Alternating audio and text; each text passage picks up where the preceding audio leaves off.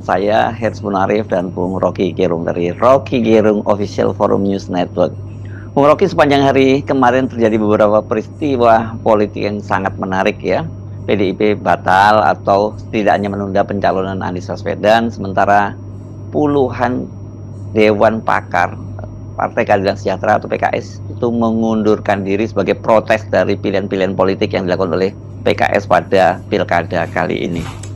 Ya, menarik untuk lihat gejala politik ini. PDIP batal usul Anies dan PKS Dewan Pakarnya membubarkan diri. Artinya keluar dari partai itu dengan keterangan bahwa partai itu secara ideologis tidak lagi mencerminkan kejujuran hati nurani. Dua hal yang membuat kita berpikir ulang tentang apa yang disebut identitas partai.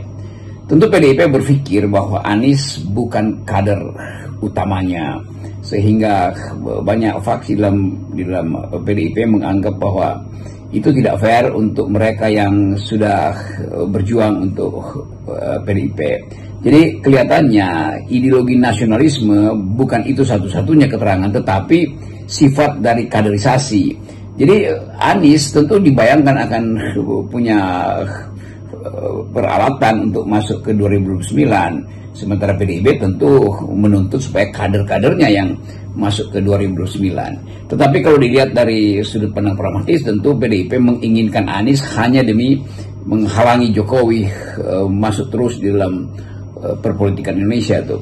Jadi itu satu cara lain untuk melihat Indonesia. Itu ada dimensi ideologis memang yang hendak dipertahankan oleh PDIP, karena partai itu partai kader dan kadernya yang seharusnya memimpin, dan itu masuk akal tuh.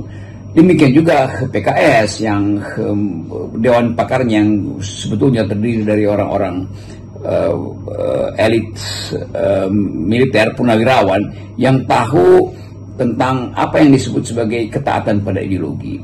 Jadi dengan PKS ikut gabung dengan Kim, itu sudah menunjukkan bahwa PKS tidak punya dasar ideologi itu yang seharusnya diperlihatkan oleh PKS. Dengan mendukung Bobi Nasution, apalagi itu terang-terangan dianggap PKS itu pada akhirnya jadi kacungnya Jokowi aja.